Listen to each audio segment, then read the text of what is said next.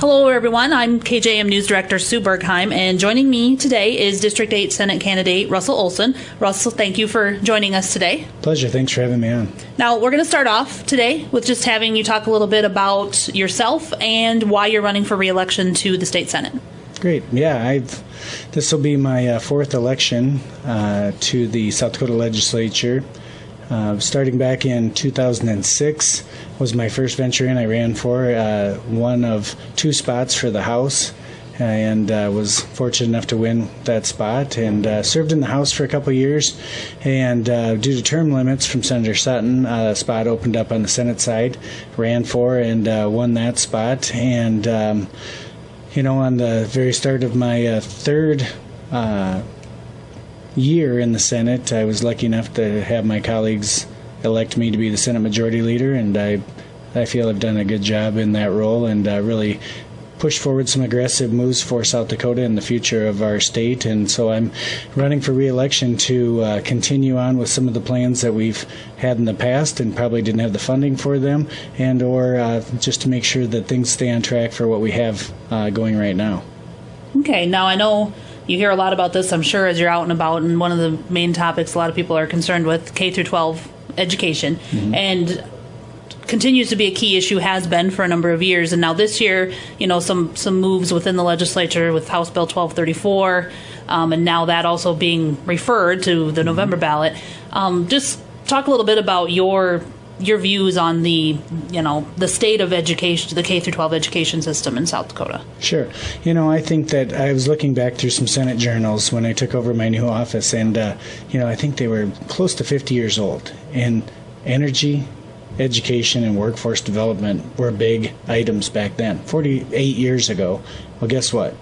Workforce development, energy issues, probably not as much on the energy issues as we've seen in the past, but they're still there, and every other year there seems to be a handful of energy issues we tackle, but it's always education.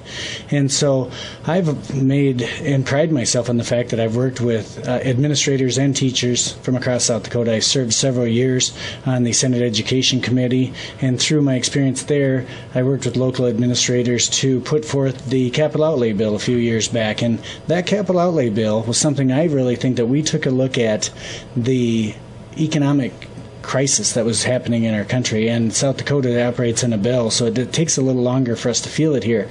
And we looked at things like insurance and energy costs and fuel costs that were all going up across the country, and said to these administrators that I was working with, what can I do to help give you the tools to better manage your school system without raising taxes? And so that's where the capital outlay bill came in.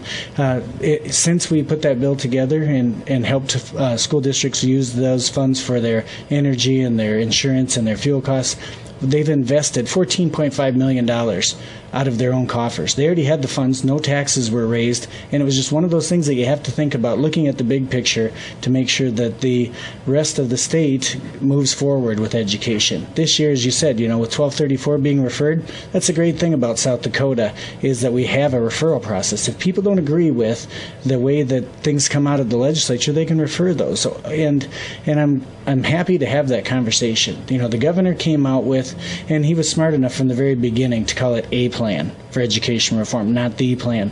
As we moved it through the House and the Senate, the original bill changed dramatically, and I supported the end product and was happy to do so. The main components to this piece of legislation are that I think that people get lost in some of the message here is that we want to look at this is investing in our teachers.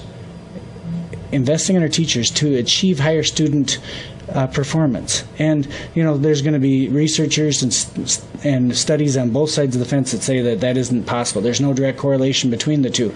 But if we don't try, I think we lose. So investing in teachers, we have a scholarship opportunity to get future teachers to go into math and science or other critical area needs. So they have their junior and senior years of state institution schools that they can get up to 30 credits that we will pay for if they will work in these critical needs areas for 5 years. Another thing, we bonus math and science teachers. $2,500 bonus starting in 2014 for math and science teachers. There is a local component that was added to the original bill that allows local decision makers, our local school boards and superintendents and principals, to decide their areas of critical need. They also have that opportunity for a bonus. We have an evaluation system for evaluating teachers and principals. That's the first time in the state that somebody in faith is going to have the same criteria to judge them as a teacher or a manager of teachers as they would in Chester. Right now it isn't the same. Somebody could be evaluated totally differently, and I think that does an injustice. So we've looked at those 4 things. And finally, we removed the mandate for continuing contracts. And I think that that's probably what has drawn the most fire, because we have taken the teachers' union out of play here, because we've done something that they were not able to do. We've guaranteed $15 million to teachers. Why would you want to pay union dues for somebody that can't deliver like that? I think that's where they got the rub, and they got people agitated, is to look at how this bill, any of the bad parts, and no bill is perfect. And that's why, the very last amendment placed on this piece of legislation was an amendment that I drafted that created the Education Reform Advisory Council. That was the 6th working group. 6 working groups, over 100 people that include teachers, principals, superintendents, school board members, teachers union members, business people, parents, that are all going to have input on 1234. And they've met throughout the summer. Regardless of what happens in the fall, we had to be ready in case this bill holds up, and I hope it does, to implement those changes that'll make this even better. And so I stand behind my vote on 1234. I think that there's, at the end of every conversation we have with education, you have to answer this: is this going to help our kids? And I think it will. Is this going to help top performing teachers get more money? And the answer is definitely. So I stand behind my vote to support 1234. I'm for supporting great teachers, and I want to see our kids do better. I've got 3 kids of my own that are in school, another one that's coming up soon, faster than I want, and I want to make sure that the building blocks are there for those kids that are in the system right now, and I want to reward our great teachers.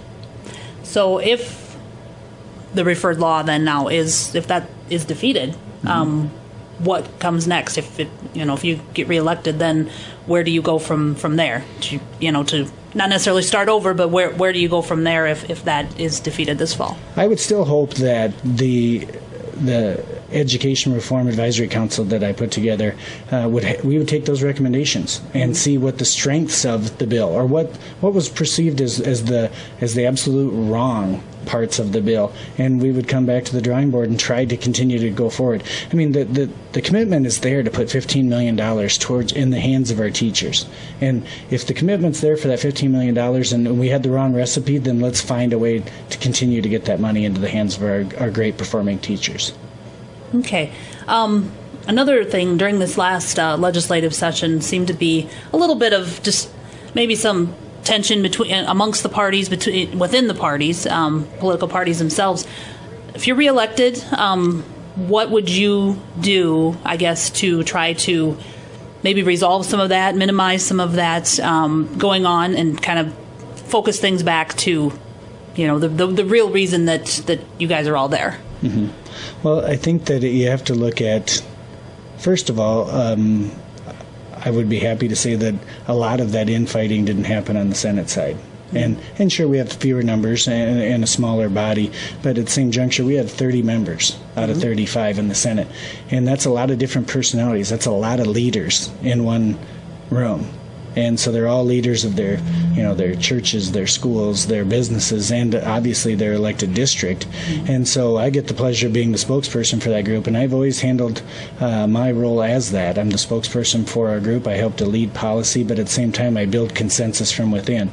That's where we need to move towards, is consensus on items that we may disagree on. We're one big family. And at any family, I mean, even at a great family reunion, there's going to be disagreements on where the pot roast should be, where the potato salad should be, where, the lawn chairs should be located. I mean, in a family like this, and it is a family, we need to find a way to keep our core and our strength just that. And we knew that there would be some infighting when you get that large of numbers in a room. Regardless, if everybody agrees on everything, you're still going to find things that you disagree on. So, on the Senate side, I've worked really hard helping people with their campaigns. I help people raise money because campaigns cost more now than they ever have.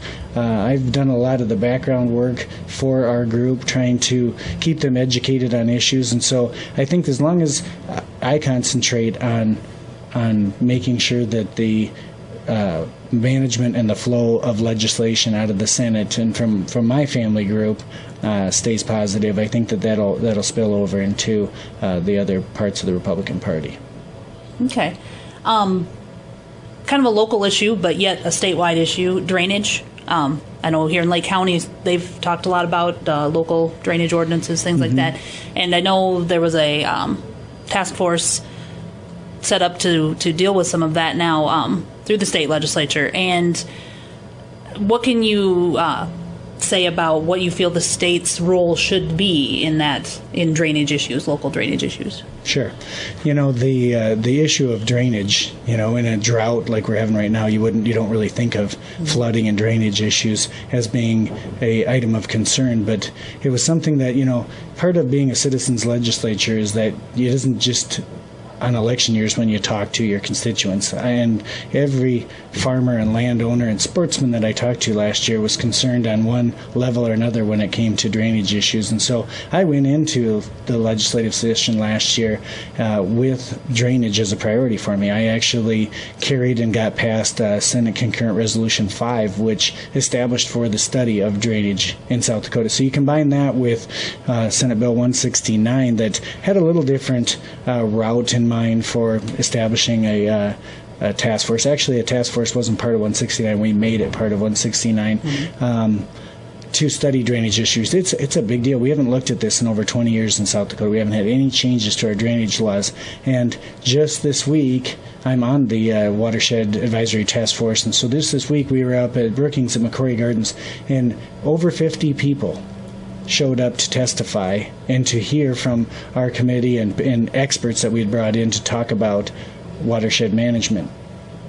By having 50 people there, it reaffirmed what I said last year during session and what I did with my resolution that we passed to study drainage issues. It's too big of an issue to study it, or to settle in a 2-hour committee hearing and then have a floor vote trying to propose some change.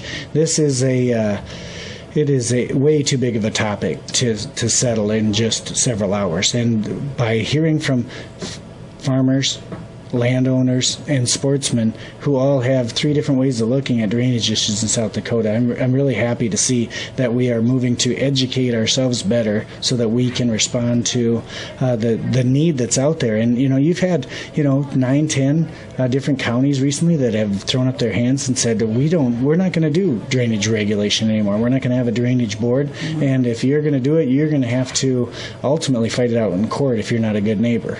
Well, part of being a good neighbor used to be that you'd see them at the football game on Friday night or at church on Sunday, and or at the community picnic. Now a quarter of land could be owned by a trust out of Connecticut, and you never see the owner of that land, so you can't operate in good faith, whether as the recipient of water or somebody that would like to shed it. And so we've taken the good neighbor angle out of this, and I think that what we're seeing now, and what I will probably with comfort say, is we're going to look at a watershed management system where we look at an entire drainage system.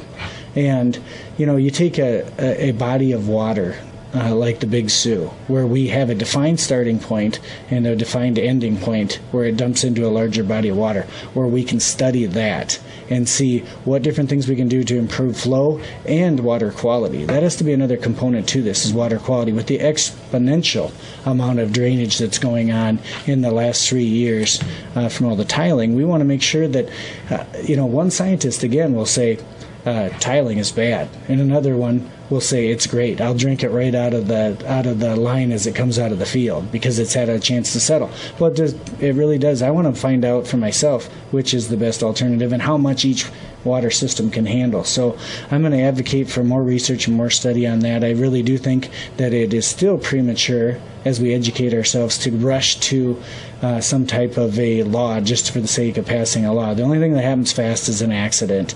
It's taken us a long time to get to this juncture, and I think that if we incrementally phase in some different research and science into this decision-making model, everyone will benefit from it down the road.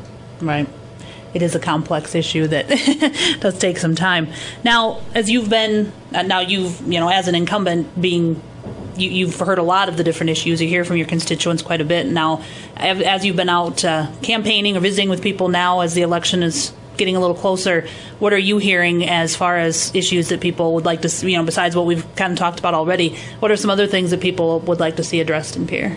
I've had a really busy spring this year. I talked to a lot of landowners in our district, and we're a predominantly agricultural district, and wanted to hear from them. Same question you're asking to me. What's happening out here? What can I help you with? And boy, it seemed like this year we had a really rough year with cow-calf kills, or not so much the cow, but the calf kills with predators. Everything from cats to coyotes are taking these calves. I spoke to ranchers out in Sanborn County that had an operation for over 50 years and never lost a calf to a coyote, and this year lost nearly half a dozen. And so it tells me that there might be a problem there. And so we listen, again, it goes back to listen to the experts, and that's our landowners and our ranchers and our producers. I'm looking into right now the way that our predator management system works in the state of South Dakota. And, with everything else, when we had our budget cuts, our state trappers were also cut.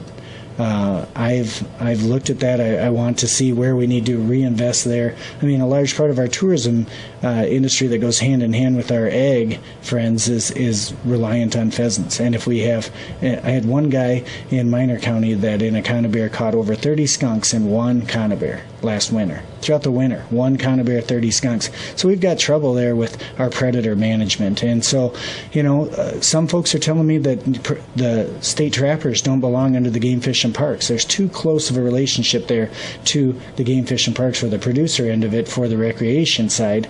And maybe that our state trappers should be under the Department of Agriculture protecting our ag interests. So that's one of the things that I'm going to be looking at.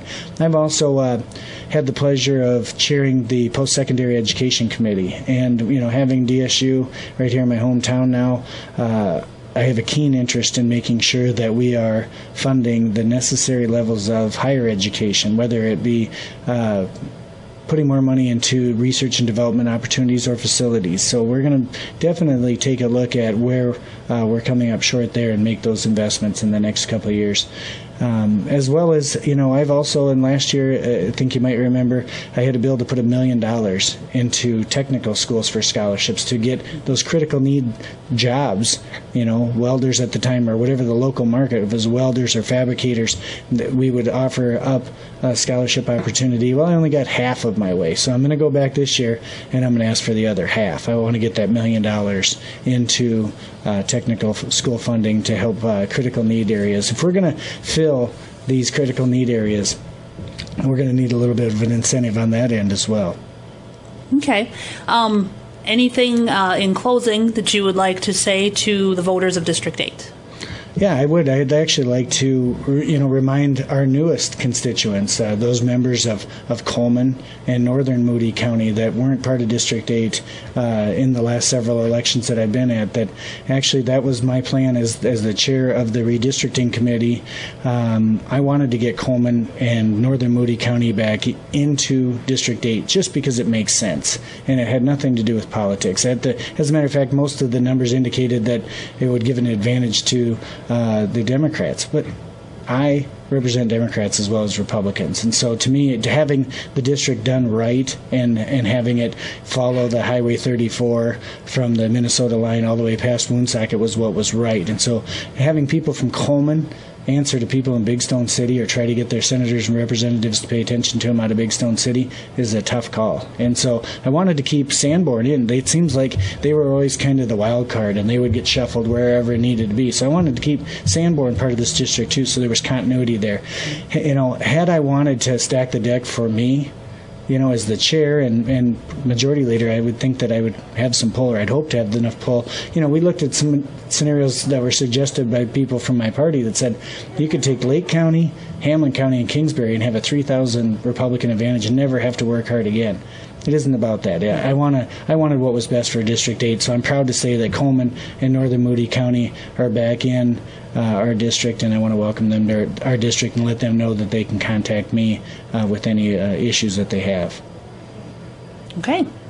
Thank you, Russ. Thanks for joining us today. And again, we want to make sure everyone knows the election is November 6th. We want everyone to remember to get out and vote. And if you're not able to make it to the polls on Election Day, be sure to stop by your local county auditor's office and take care of some absentee voting or early voting as well. So. Thank you. And I would appreciate the people's vote on the 6th. All right. Thanks.